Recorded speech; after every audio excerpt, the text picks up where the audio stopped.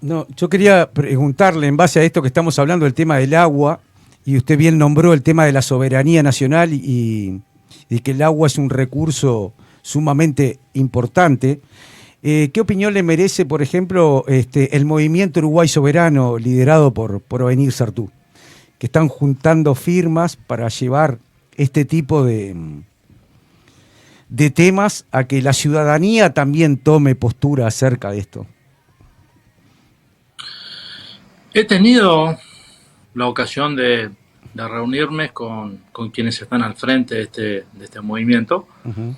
Considero de que es un movimiento valioso, es un movimiento que de alguna manera intenta generar conciencia en la población, conciencia en la comunidad sobre temas que de repente la mayoría no les presta atención o la atención está puesta en otro lado.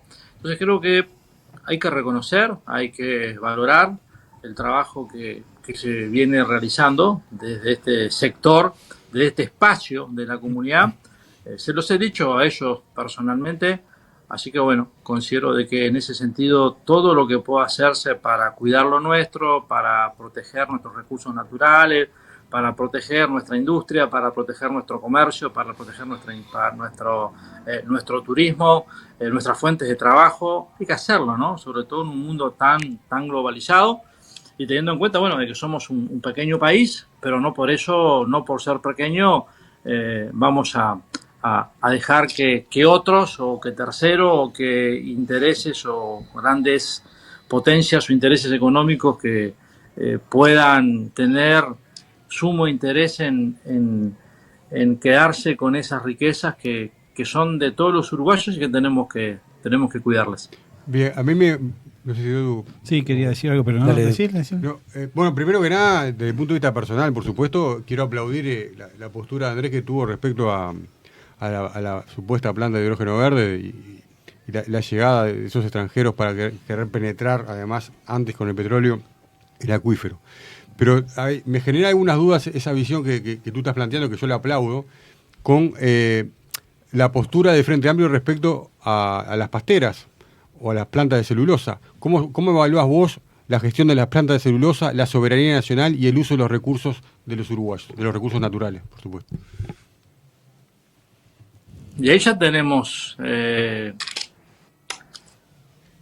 las celulosas están construidas, ¿no? Es decir, en ese sentido estamos hablando de hechos que ya han ocurrido. Se construyeron, están construidas. Ahora, a partir del hecho de que ya están construidas, bueno, tratemos de que primero le dejen al país desarrollo, le dejen al país inversión, le dejen al país trabajo, le dejen al Uruguay infraestructura y bueno, y buscar la manera y buscar la forma también de cuidar los cauces de nuestros ríos, de nuestros arroyos, en donde están instaladas estas plantas, para que también, en este caso desde los distintos organismos de contralor nacional e internacional que existen, bueno, también se puedan cuidar y también llevemos adelante esa tarea. Y nos corresponde a todos, ¿no? Por ejemplo, los gobiernos departamentales tenemos el gran inconveniente de los vertederos a cielo abierto. Ese también es un tema que tiene muchos años y que hay que solucionarlo y que no es sencillo y que no es fácil. Y bueno, en mi caso o en el caso de nuestro gobierno departamental, entendemos de que hay mecanismos de solución para evitar en este caso la contaminación también de los suelos que trae consigo la instalación de un vertedero a cielo abierto. Y bueno, en ese sentido estamos trabajando con el recién asumido ministro de Ambiente, Edgardo Ortuño, con el objetivo de efectivamente proceder al cierre del vertedero a cielo abierto y en su lugar instalar, bueno, una planta de tratamiento de residuos que pueda generar energía y que evite seguir enterrando y todos los inconvenientes que trae eso al suelo. Bien, Andrés, te voy a hacer una pregunta y me voy a callar la boca por un rato, así los compañeros pueden preguntar. Vos sos el actual director de MEVIR, ¿verdad? Sí, en el lunes, a partir del lunes 10 de marzo, soy el presidente de MEVIR. Y bueno, hoy a la mañana y ayer tomando los primeros contactos con esta institución. Bien, y ahí viene mi pregunta. El MEVIR se crea, esto se lo decimos para la gente, ¿no? Para que la gente esté informada, en el año 67. Estamos en el año 2025. Walter, vos que estás bien con la matemática, ¿cuántos años pasaron?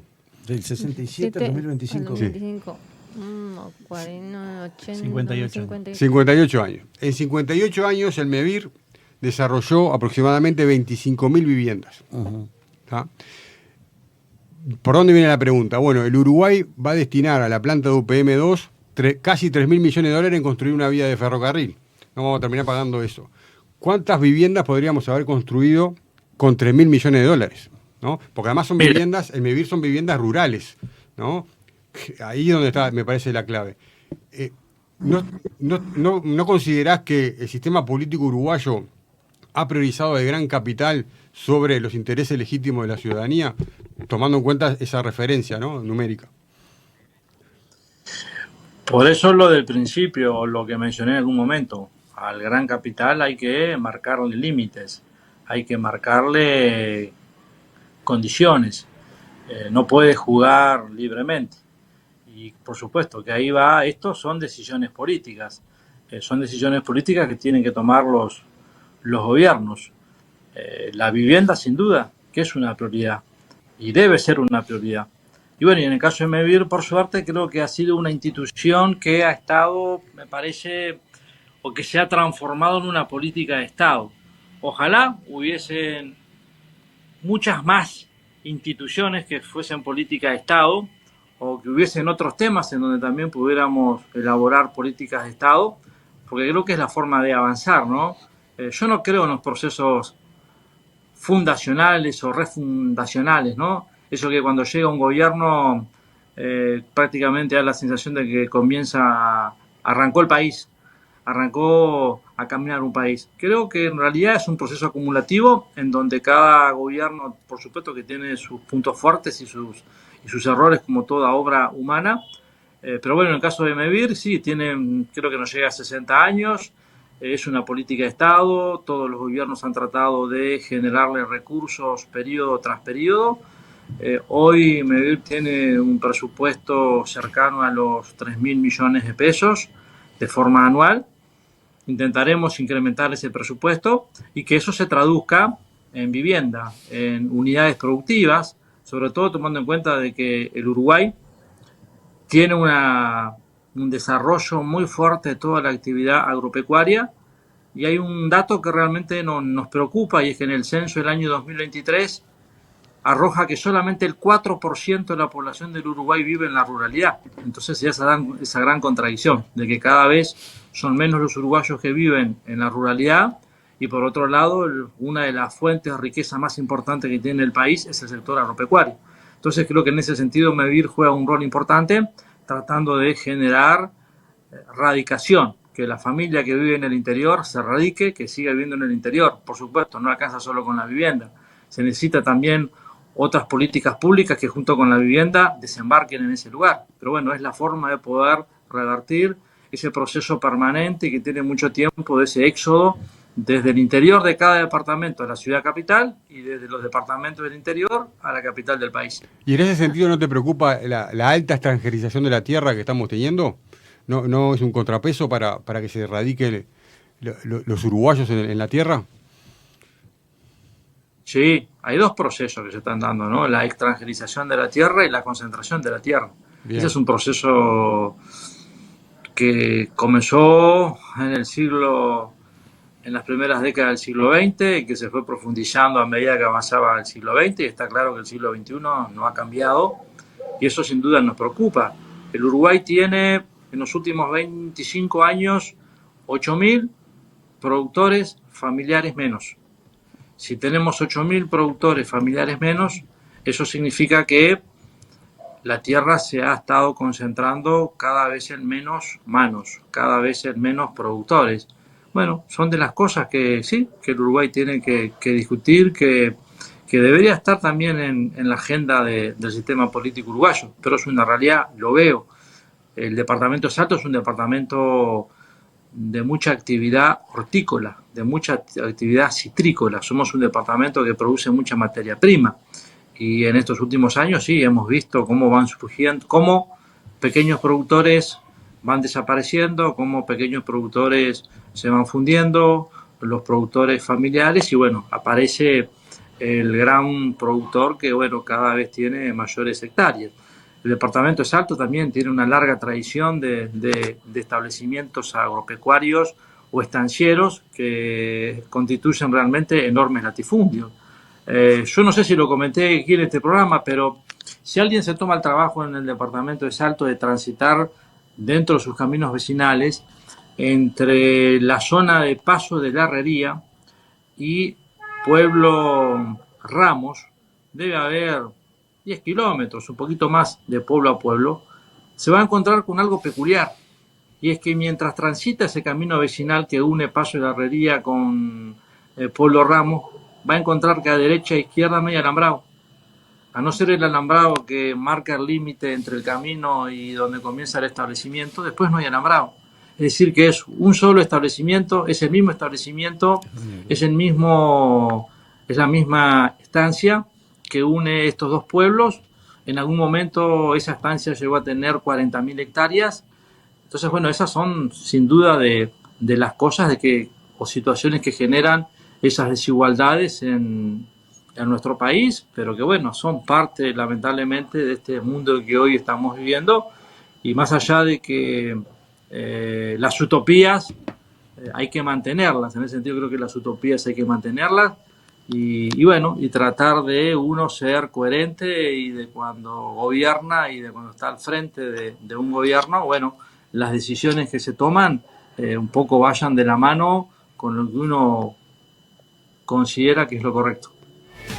Andrés, una pregunta. Con respecto a lo que dijiste o mencionaste hace un momento, hay que ponerle límites al gran capital, ¿verdad? Eso fue lo que tú mencionaste. ¿Tú crees que en el gobierno de Tabaré Vázquez se le puso los límites que deberían ponerse con respecto a la implementación de las plantas de UPM? Yo creo que porque en ese momento el contrato fue secreto, ¿verdad? Pero ahora está todo sobre la mesa. ¿Crees que el gobierno de Tabaré Vázquez le puso realmente los límites al capital extranjero cuando firmó? Creo que hay que pensar para adelante. Lo que está hecho está. Sí creo que hay que pensar en cuando se toma una decisión, cuando se da en concesión cualquier explotación, cuando se habilita una inversión en nuestro país, sí, hay que tratar de tomar la mayor cantidad de garantías y de medidas para cuidar, para proteger lo que es nuestro, ¿no? No, lo pero que está claro, pero yo te pregunto si crees que el gobierno de Tabaré Vázquez tomó esas medidas. Y siempre se pueden tomar más medidas. Siempre es posible tomar más medidas. El agua que por la que firma UPM es gratuita por más de 50 años. Tú acabaste de mencionar que la próxima guerra va a ser por el agua, no por el petróleo ni por el oro. Sí. En ese sentido estoy convencido de que el agua va a ser uno de los conflictos de intereses entre los países. ¿Y no crees que, teniendo eso en cuenta, 50 años de agua gratuita, ¿no?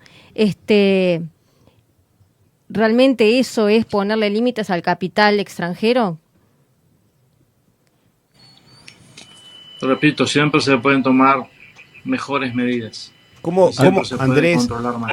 ¿Cómo se administra esa contradicción hacia la interna de tu propia fuerza política? Porque para cualquier frente amplista que, digamos, piense como vos y como nosotros, que el agua es el oro del futuro, que las guerras van a ser por el agua, que el Uruguay tiene que cuidar el agua y sus recursos naturales porque eso implica necesariamente una cuestión de soberanía, pero mirando en perspectiva y atando, digamos, el planteo con lo que decía recién Verónica, en los hechos, los gobiernos del Frente Amplio y este último gobierno lo que han hecho es alternarse para establecer una continuidad en la entrega de los recursos.